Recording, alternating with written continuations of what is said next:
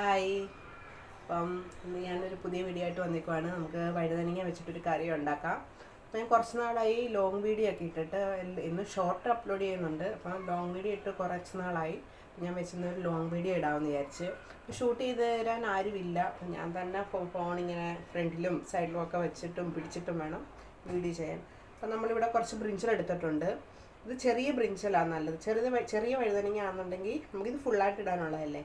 അപ്പോൾ ഇതിൻ്റെ കുറച്ച് മുകളിലൊക്കെ ചെത്തി കളഞ്ഞിട്ട് അതിൻ്റെ ഈ ഭാഗങ്ങളൊക്കെ കുറച്ച് ചെത്തി കളയണം. ഇത് നമുക്ക് ഇവിടെ വെക്കണം, ഇത് മാറ്റാൻ പാടില്ല, ഇത് കണ്ടിച്ച് കളയാൻ പാടില്ല. കുറച്ച് ഈ പൊങ്ങിയിരിക്കുന്നതും മുള്ളും ഒക്കെ മാറ്റിയിട്ട് ക്ലീൻ ചെയ്ത് വരണം, കഴുകിയിട്ട് നന്നായിട്ട്. അപ്പം ഞാനത് അങ്ങനെ കഴുകിയെല്ലാം ക്ലീൻ ചെയ്തിട്ട് കാണിക്കാം.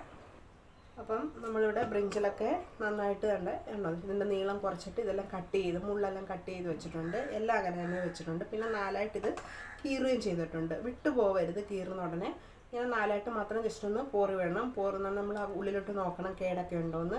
പുഴുവ് കുത്തിയതാണെന്നുണ്ടെങ്കിൽ അത് എടുക്കാൻ പാടില്ല. അപ്പം ഇങ്ങനെ തന്നെ ഇങ്ങനെ തന്നെ വച്ചിട്ടാണ് നമ്മൾ കറി വെക്കുന്നത്. അപ്പം അതിന് വേണ്ടിയിട്ട് ഞാൻ കേട്ടോ പാൻ വെച്ചിട്ടുണ്ട്. അപ്പം അതിലേക്ക് നമുക്കിനിയും എണ്ണ ഒഴിച്ച് അത് ചൂടായിട്ടുണ്ട്.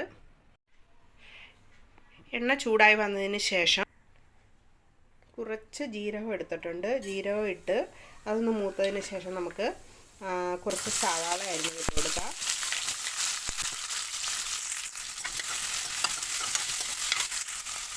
സവാളയിലേക്ക് ഞാൻ കുറച്ച് പച്ചക്കപ്പലണ്ടി, നമ്മൾ കപ്പലണ്ടി കഴിക്കുന്ന കപ്പലണ്ടി അല്ല, പച്ചയാണ്, ഇതിട്ട് കൊടുക്കുന്നുണ്ട്. ഇതിന് പകരം നമുക്ക് അണ്ടിപ്പരിപ്പ് ഇട്ട് കൊടുക്കാം. 5-6 അണ്ടിപ്പരിപ്പ് ഉണ്ടെങ്കിൽ അത് ഇട്ട് കൊടുക്കാം. എൻ്റെ കയ്യിൽ ഇപ്പോൾ ഇല്ലാത്തതുകൊണ്ട് ഞാൻ കപ്പലണ്ടിയാണ് ഇട്ട് കൊടുത്തേക്കുന്നത്. ഇനി നമുക്ക് ഇഞ്ചിയും വെളുത്തുള്ളിയും കൂടെ പൊളിച്ചതും കൂടി ഇട്ട് കൊടുക്കാം. അത് ചെറുതായിട്ടൊന്ന് അരിഞ്ഞിട്ട് കൊടുത്തിട്ടുണ്ട്. അതും ഇത് നമുക്ക് അരച്ചെടുക്കേണ്ടതാണ്, അതിനാണ് എല്ലാം കൂടി ഒന്നിച്ച് ഇടുന്നത്. ഇതെല്ലാം ഒന്ന് ചൂട് പിടിച്ചതിന് ശേഷം നമുക്ക് അരച്ചെടുക്കണം. ഇതിലേക്ക് നമുക്ക് കുറച്ച് ഉപ്പൂടെ ഇട്ട് കൊടുക്കാം, ഒന്ന് വാടി പെട്ടെന്ന് കിട്ടാൻ വേണ്ടിയിട്ട്. ഇനി ഇത് നന്നായിട്ട് നമുക്ക് ഇളക്കിയെടുക്കണം. ഒരു ലൈറ്റ് ബ്രൗൺ കളർ ആകുന്നിടം വരെ നമുക്കിത് ചൂടാക്കിക്കൊണ്ടിരിക്കണം. അപ്പോൾ ഉള്ളിയും കപ്പലണ്ടിയും നമ്മുടെ ഇഞ്ചി വെളുത്തുള്ളി എല്ലാം ഒന്ന് നന്നായിട്ട് ഒരുവിധം വഴണ്ട് വന്നിട്ടുണ്ട്. അതിലേക്ക് കുറച്ച് തക്കാളിയും കൂടി ഇടാം. ചിലർ തേങ്ങയും ഇടും, ശകലം ഗ്രേറ്റ് ചെയ്ത് തേങ്ങയും കൂടി ഇടുന്നത് നല്ലതാണ്. പക്ഷേ ഞാൻ ഇപ്പോൾ ഇവിടെ തേങ്ങ ഇടുന്നില്ല. അപ്പോൾ തക്കാളിയും കൂടി ഇട്ട് അതും കൂടി ഒന്ന് ചൂട് പിടിപ്പിക്കണം. നമുക്കിതിലേക്ക് കുറച്ച് പെരിഞ്ജീരകം കൂടി ഒന്ന് ആഡ് ചെയ്ത് കൊടുക്കണം. ഇനി ഇതിലേക്ക് നമുക്ക് പൊടിവർഗ്ഗങ്ങളൊക്കെ ഇട്ട് കൊടുക്കാം. ആദ്യം കുറച്ച് മഞ്ഞൾപ്പൊടി ഇട്ട് കൊടുക്കുന്നുണ്ട്, പിന്നെ കുറച്ച് ഗരം മസാല ഇട്ട് കൊടുക്കുന്നുണ്ട്, പിന്നെ 1 ടേബിൾ സ്പൂണ് മല്ലിപ്പൊടി ഇട്ട് കൊടുക്കുന്നുണ്ട്, 1 ടേബിൾ സ്പൂണ് മുളക് പൊടിയും കൂടി ഇട്ട് കൊടുക്കുന്നുണ്ട്. നമുക്ക് ഇതും കൂടെ ഒന്ന് ചൂട് പിടിപ്പിക്കണം. എന്നിട്ട് വേണം നമുക്കിത് മിക്സിയിൽ നന്നായിട്ട് അരച്ചെടുക്കാനാണ്.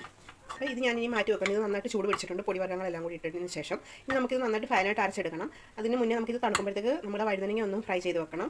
ഇനി നമുക്ക് വഴുതനങ്ങ ഒന്ന് ഫ്രൈ ചെയ്തെടുക്കാൻ വേണ്ടിയിട്ട് ഞാനിവിടെ ഒരു പാത്രം വെച്ചിട്ടുണ്ട്. അതിലേക്ക് കുറച്ച് എണ്ണ ഒഴിച്ച് കൊടുക്കണം. എണ്ണ ഒന്ന് ചൂടായതിന് ശേഷം നമുക്ക് വഴുതനങ്ങ പൊളന്ന് വെച്ചിരിക്കുന്ന വഴുതനങ്ങ ഇട്ട് കൊടുക്കാം. വഴുതനങ്ങ ഇട്ട് കൊടുക്കാം. നമുക്ക് എണ്ണ ചൂടായിട്ടുണ്ട്.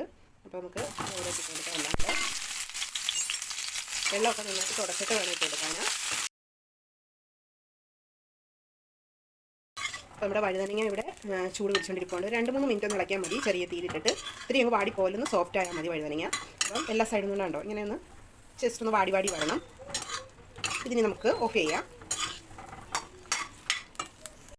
നമ്മുടെ അരപ്പൊക്കെ ഞാൻ അരച്ചുകൊണ്ട് വന്നിട്ടുണ്ട്. ഇനി നമുക്ക് കുറച്ച് തേനൊഴിച്ച് കടുക് പൊട്ടിക്കാം. കുറച്ച് കടുക് ഇട്ട് കൊടുക്കാം.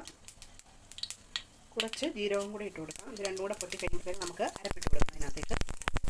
അപ്പോൾ ഞാനിവിടെ അരപ്പിട്ട് കൊടുത്തിട്ട് നന്നായിട്ട് ചൂടാക്കി എടുത്തിട്ടുണ്ട്. അരപ്പ് നന്നായിട്ട് ചൂടാക്കണം. അത് കഴിഞ്ഞിട്ട് നമുക്കിതിലേക്ക് വെള്ളം ഒഴിച്ച് കൊടുക്കണം. നമുക്കിതിലേക്ക് ആവശ്യത്തിന് വെള്ളം ഒഴിച്ച് കൊടുക്കണം. ഞാനിവിടെ ആവശ്യത്തിന് വെള്ളം ഒഴിച്ചെടുത്തിട്ടുണ്ട്. ഇനി ഇത് നന്നായിട്ടൊന്ന് തിളപ്പിച്ചെടുക്കണം. നമുക്ക് ആവശ്യത്തിന് ഉപ്പ് ഇട്ട് കൊടുക്കണം. കുറച്ച് ഉപ്പ് കൂടെ ഇട്ട് കൊടുക്കുകയാണ്. ഇനി നമുക്ക് കുറച്ച് മല്ലിയിലയും കൂടി ഇതിനകത്തോട്ട് അരിഞ്ഞിട്ട് കൊടുക്കണം. അതുകൂടി അരിഞ്ഞിട്ട് കൊടുക്കാം. മല്ലിയില അരിഞ്ഞിട്ട് കൊടുത്തിട്ടുണ്ട്. ഇനി നമുക്ക് 2-3 പച്ചമുളകും കൂടെ ഇങ്ങനെ പൊളന്ന് അതിനകത്തേക്ക് ഇട്ട് കൊടുക്കണം. എന്നിട്ട് ഇത് നന്നായിട്ടൊന്ന് തിളയ്ക്കണം. അപ്പോൾ നമ്മുടെ അരപ്പ് ഇവിടെ നന്നായിട്ട് തിളച്ച് വന്നിട്ടുണ്ട്. ഇനി നമുക്ക് വറുത്ത് വെച്ചിരിക്കുന്ന വഴുതനയും കൂടെ അതിലേക്ക് ഇട്ട് കൊടുക്കാം.